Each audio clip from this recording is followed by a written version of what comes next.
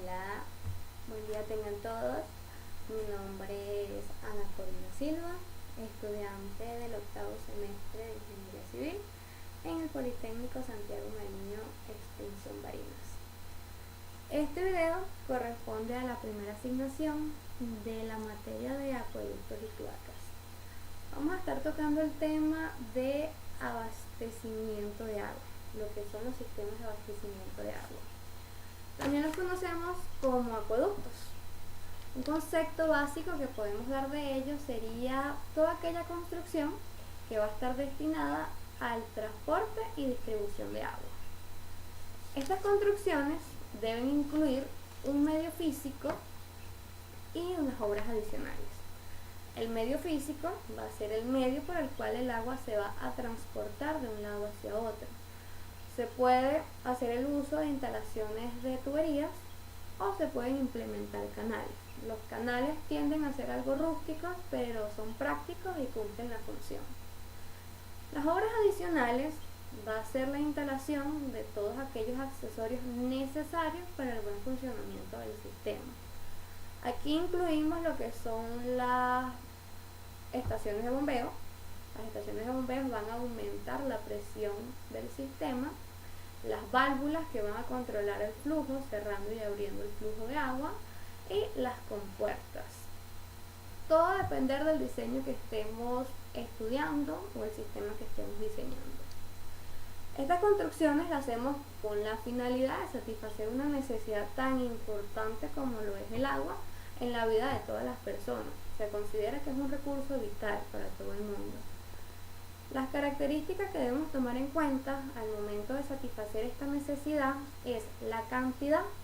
El sistema debe contar con un caudal y una velocidad mínima para que el agua llegue a todos los puntos de distribución en donde se requiera. También debe contar con una calidad. El sistema debe ser eficiente y debe ofrecerle al usuario un flujo constante todos los días.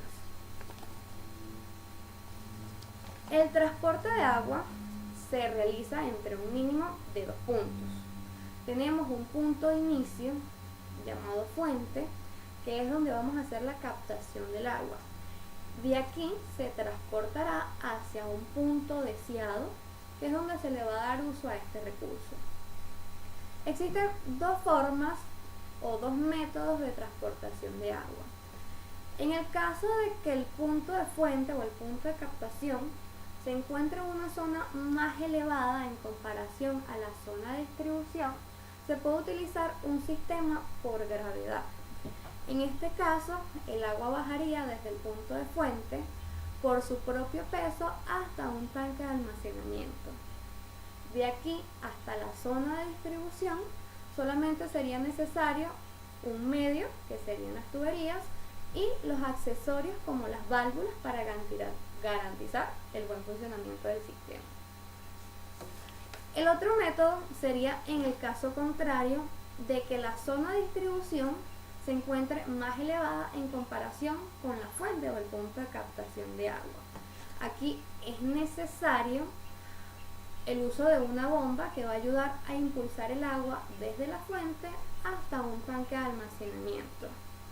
Una vez el agua ya esté almacenada, el agua se puede distribuir por medio de la gravedad y solamente sería necesario el uso de válvulas y un medio para transportar.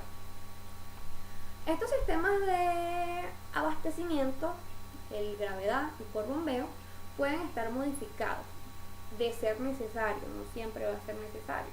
Esta modificación sería una planta de tratamiento especializada.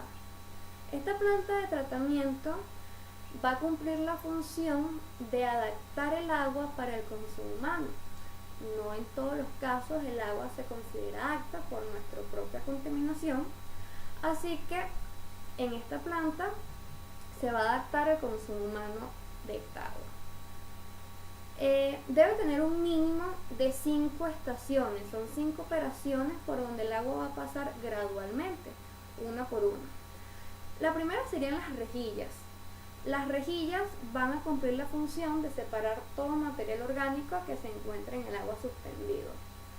Luego pasaríamos a los flucoladores. los flucoladores. En esta estación se le agregaría el químico necesario al agua para facilitar la decantación del agua.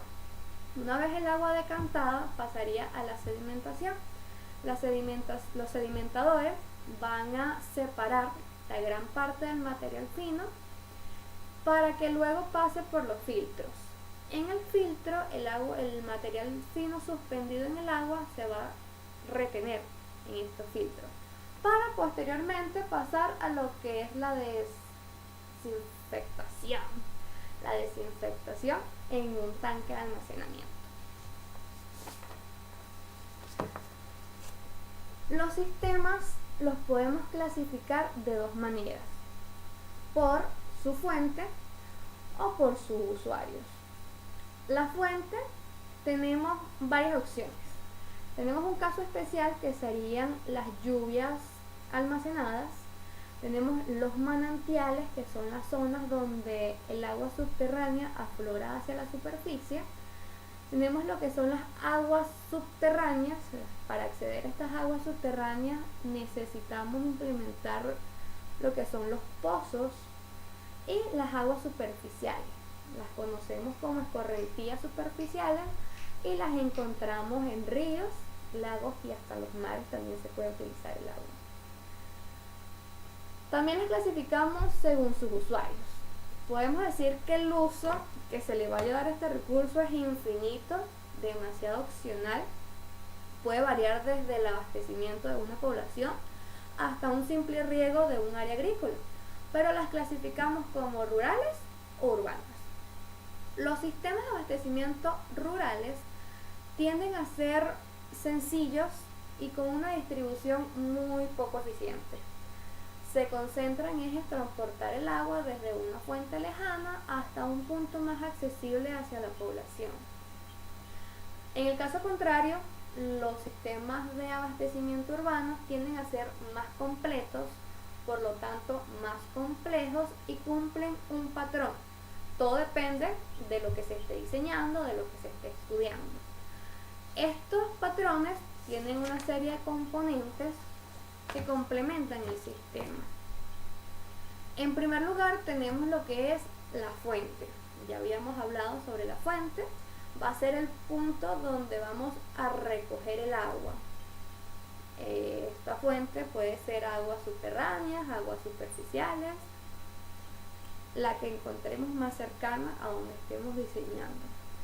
La captación va a ser las obras, una pequeña obra de captación que va a recoger el agua de la fuente.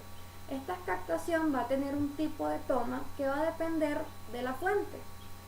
En el caso de los manantiales se recomienda una toma cerrada y lateral, tomando en cuenta que es un manantial y no deseamos contaminar el agua. En las aguas subterráneas comentamos que necesitamos implementar el uso de pozos y se considera una toma abierta, donde necesitamos el uso de bombas que van a impulsar el agua desde los pozos hasta un tanque de almacenamiento para posteriormente ser utilizada. Y las aguas superficiales podemos tener dos tipos de tomas. Podemos tener las tomas laterales, que son una pequeña construcción hacia el cauce, que van a desviar el agua hacia la captación.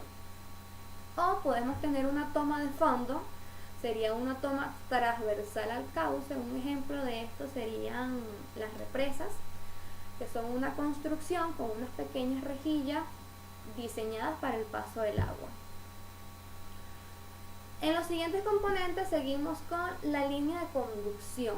Como su nombre lo dice, su función es conducir el agua desde el punto de captación hasta un tanque de almacenamiento. Esta línea va a obtener dos nombres diferentes dependiendo del tipo de sistema con el que estemos trabajando. En el caso dado de estar trabajando con un sistema de abastecimiento por gravedad, esta línea se llamaría línea aductora. Va a cumplir la misma función de la línea de conducción, va a conectar la captación con el tanque de almacenamiento. En el caso de estar trabajando con un sistema por bombeo, por el simple hecho de que el tanque va a estar más elevado que el punto de captación, le damos el nombre de línea de impedencia. Es la misma línea de conducción y cumple la misma función. Seguimos con el almacenamiento de aguas crudas. El almacenamiento de aguas crudas sería un caso especial que no se daría en cualquier situación. Esto sería en caso de que tengamos una fuente de agua donde el caudal no sea suficiente para abastecer la necesidad durante todo el año. En este caso implementamos lo que es la construcción de embalses. Estos embalses nos van a permitir almacenar el agua para cualquier variación en el consumo o para ser utilizado posteriormente y estratégicamente. El tratamiento del agua, lo comentamos anteriormente, no siempre va a ser necesario el tratamiento de agua especializado. Todo va a depender de la calidad del agua cruda. Según una serie de estudios, estos van a determinar si va a ser o no va a ser necesario el uso de una planta de tratamiento. En el caso de no ser necesaria una planta de tratamiento, siempre obligatorio necesitamos un desarenador. Un desarenador va a ser una pequeña estación que se va, como su nombre lo dice, va a desarenar el agua y va a separar todo aquel material orgánico que venga de las aguas. Este desarenador normalmente consiste en una pequeña construcción de concreto.